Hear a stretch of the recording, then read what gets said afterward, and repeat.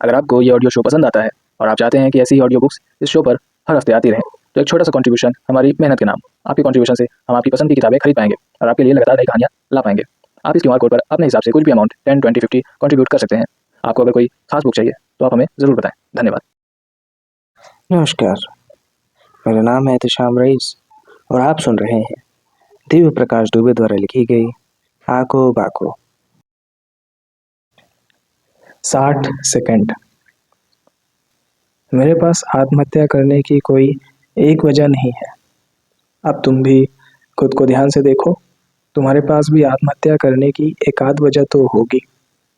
झूठ मत बोलो, हर किसी के पास आत्महत्या करने की कोई न कोई वजह होती है। दिक्कत क्या है कि आदमी सबसे ज्यादा झूठ अपने आप से बोलता है, अपने आप को सबसे ज्यादा समझता है। असल में जब वो दूसरे को भी कुछ समझा रहा होता है तो अपने आप को मन ही मन समझा रहा होता है।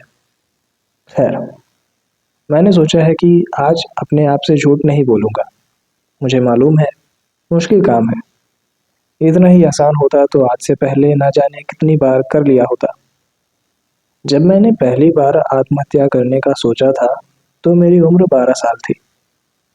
क्लास में सब बच्चों के सामने एक टीचर ने जब मुझे 0 नंबर दिया और एक थप्पड़ लगाया तो उस दिन मेरा घर लौटने का मन नहीं किया। मैं स्कूल से उस पुल की तरफ गया जहाँ से ट्रेन निकला करती थी।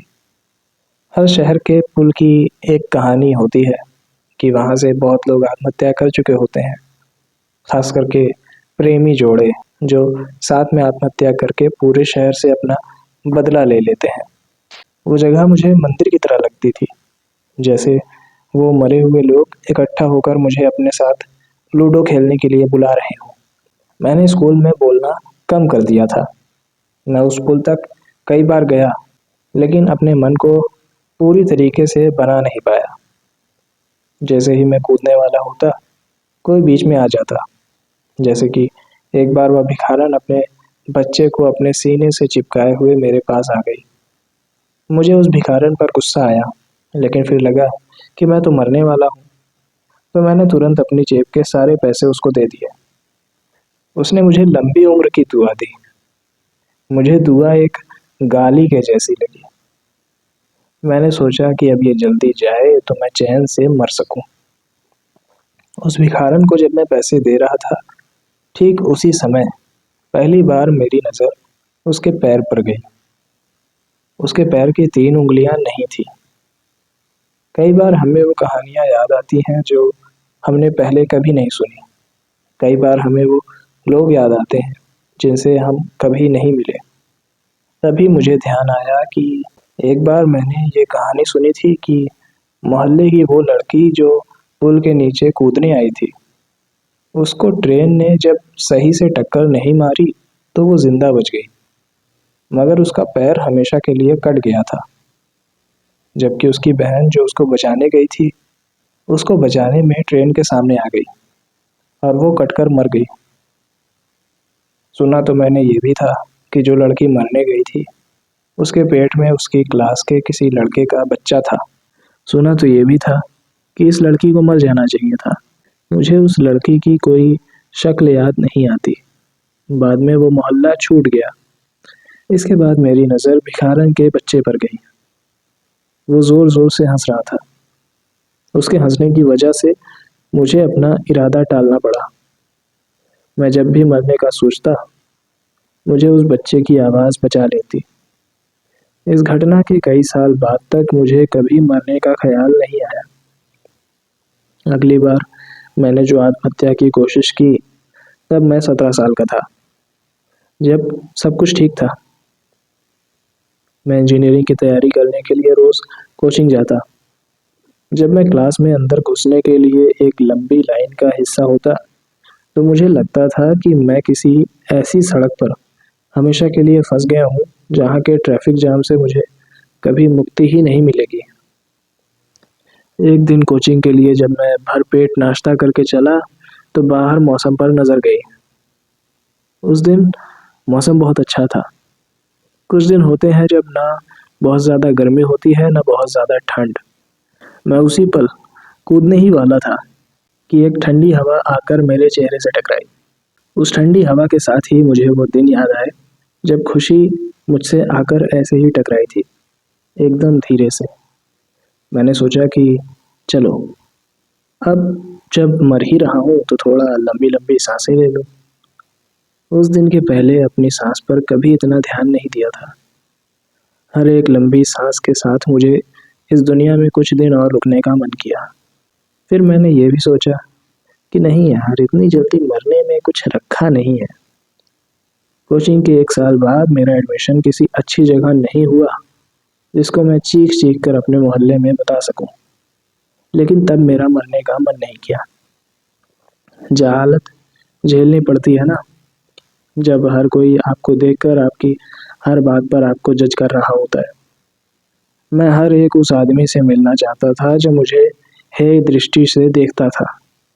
ये करने में एक अलग ही सुख था, एक ऐसा सुख कि जाओ साले, नहीं मरता, क्या कर लोगे। जिंदगी में ऐसे बहुत लोग मिले जिन्होंने मुझको बार बार इस बात की याद दिलाई कि मैं किसी काम का नहीं हूँ। मेरी इस दुनिया में कोई जगह नहीं है, मैं इस दुनिया में फिट नहीं हूँ। लेकिन इन सारी बातों से मेरा मरने का और मन नहीं करता था। मैं चाहता था कि एक दिन उनकी छाती पर ऐसे ही मूंग तलकर मैं चिल्लाता रहूं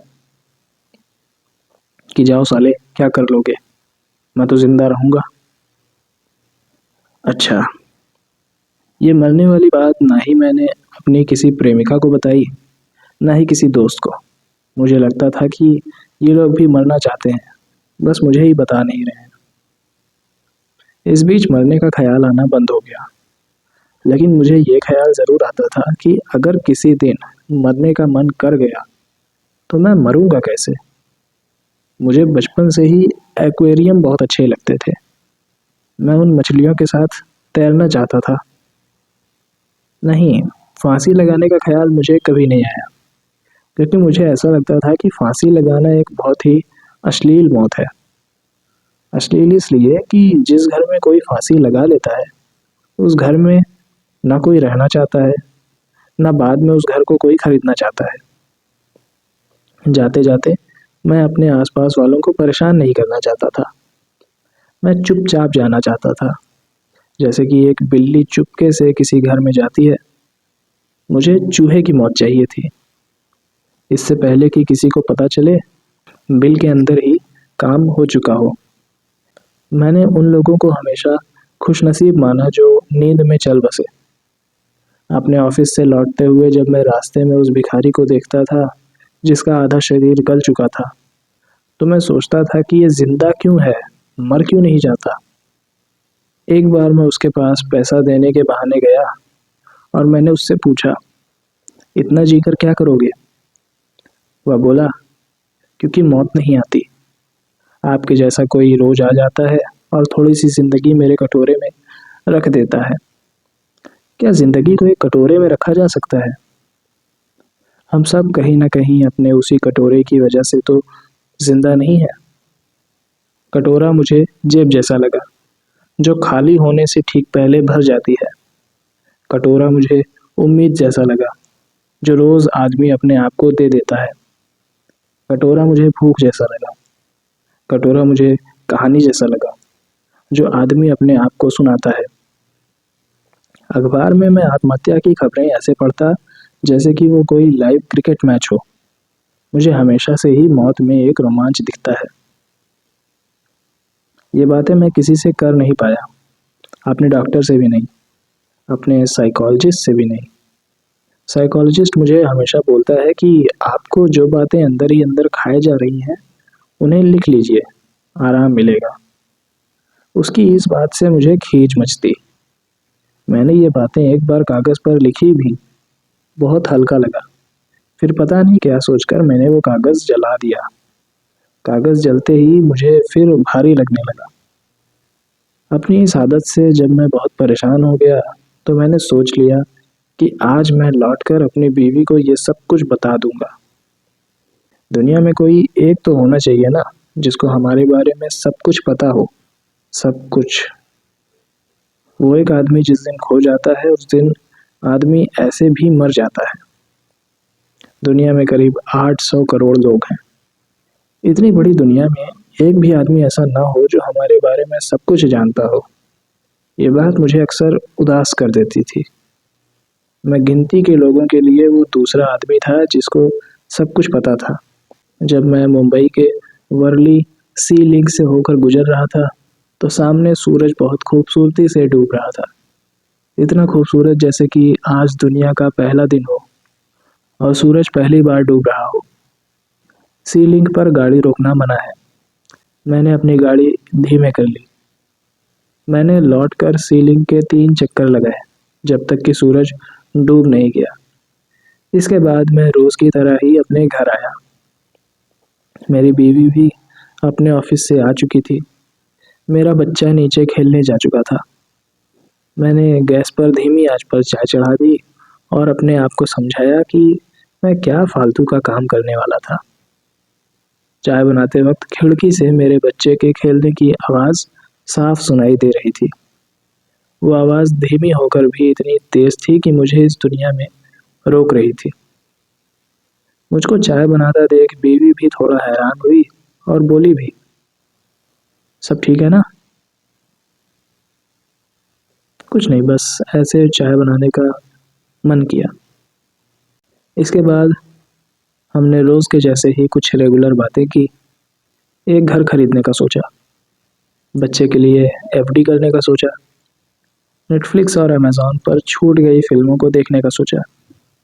फिर ये भी सोचा कि हर बार दिवाली पर घर नहीं जा पाते, इस बार पहले से ही टिकट करा लेते हैं। त्योहार पर मुंबई में अच्छा नहीं लगता, इस बार पक्का घर जाएंगे। मैं चाय पीते पीते ही ट्रैवल ऐप पर दिवाली के टिकट देखने लगा। बहुत दिनों बाद अपनी बीवी को बहुत ज़ोर से गले लगाया। उसको गले लगाते ही मुझे अपनी सारी पुरानी प्रेमिकाओं की एक एक चीज़ याद आने लगी। मैंने उन यादों को रोका नहीं, उनको आने दिया। एकदम से कुछ बचपन के अजीब से दृश्य सामने पड़ने लगे। वो पहली बार बहुत ज़ोर से साइकिल से गिर जाना, छठी क्लास का वो फुटबॉल मैच भी याद आया जब मैंने एक गोल किया था। इस बीच माँ की लोरी भी सुनाई पड़ने लगी, जिसे सुने हुए ना जाने कितने साल हो गए। लोरी याद आई तो माँ याद आई, माँ याद आई तो पिताजी याद आए। ये भी याद आया कि उन्होंने अपनी औकात से ज़्यादा मुझ पर खर्च किया था। एक आध बार को छोड़ दो तो कभी उन्होंने ये एहसास भी नहीं दिलाया। शादी याद आई और दोस्तों का नाचना याद आया। मनाली में हनीमून की वो सर्द रात याद आई। बीवी को गले लगाते हुए मुझे अपने तमाम पेंडिंग काम याद आए। वो काम जो सालों से पेंडिंग है और सालों तक पेंडिंग रहेंगे शायद। अब कप में चाय बहुत थोड़ी सी बची थी। इतने में मुझे अपने बच्चे की आवाज़ दोबारा सुनाई पड़ी। उसने घंटी बजाई। मैंने दरवाज़ा खोला। उसने आते ही मुझे अपने गले लगा लिया और उसके गले लगाते ही मुझे बहुत ठंडा ठंडा लगा, जैसे एक मछली दूसरे को गले लगा रही हो। वो क्या बोल रहा था मुझे सही से समझ में नहीं आ रहा था, लेकिन उसकी आवाज़ धीरे धीरे कम होती जा रही थी। उसको गले लगाते हुए मेरी आंखें बंद हो जाती थीं। मैंने अपनी आंखें खोलने की तमाम कोशिश की लेकिन खुल ही नहीं रही थी। मैंने ज़ोर से सांस लेने की कोशिश की लेकिन सांस आ ही नहीं रही थी। किसी अननोन नंबर से मोबाइल पर फ़ोन भी बजता दिखाई पड़ रहा था, लेकिन सब कुछ धुंधला हो गया था। अपनी बीवी से कहा कि शायद मेरी तबीयत सही नहीं है, मैं कुछ देर आराम करता हूँ। मैं जब अपने कमरे में बेड पर लेटने जा ही रहा था, ऐसा लगा जैसे मेरे पैर में झटका लगा हो और मैं अपने कमरे में गिर गया हूँ। गिरने पर मैंने पाया कि मेरे कमरे में ये इतना पानी क्यों भरा हुआ है। इससे पहले कि मैं कुछ कर पाता या समझ पाता, पानी तेजी से बढ़ता हुआ मुझको खा गया। मैंने सुना था कि आदमी पानी में कूदने के बाद 60 सेकंड के अंदर मर जाता है। गलत सुना था। मैं उन 59 सेकंड में जीना चाहता था, एक एक सेकंड को एक एक साल की तरह। आदमी की बिसात ही कुछ ऐसी है कि वो उम्मीद नहीं छोड़ता। उम्मीद नहीं होती तो लोग सुसाइड लेटर लिख कर नहीं जाते, धीरे से चुपचाप मर जाते। गुमनाम मर पाना हमारे समय की सबसे बड़ी लग्जरी है। अगले दिन अखबार और टीवी में खबर थी, सी लिंक पर बढ़ती हुई आत्महत्याओं को देखते हुए सुरक्षा के इंतजाम कड़े किए जाएंगे। पिछले 3 महीनों में ये आत्महत्या की 11वीं वारदात थी। 40 साल के कॉरपोरेट एग्जीक्यूटिव ने लगाई छलांग। बताया जाता है कि वो बहुत ही खुश मिजाज था। खबर लिखे जाने तक आत्महत्या की वजह का कोई खुलासा नहीं हुआ है। मछलियां चूहा बन गई थीं। मेरी गुमनाम जिंदगी को गुमनाम मौत नहीं मिली।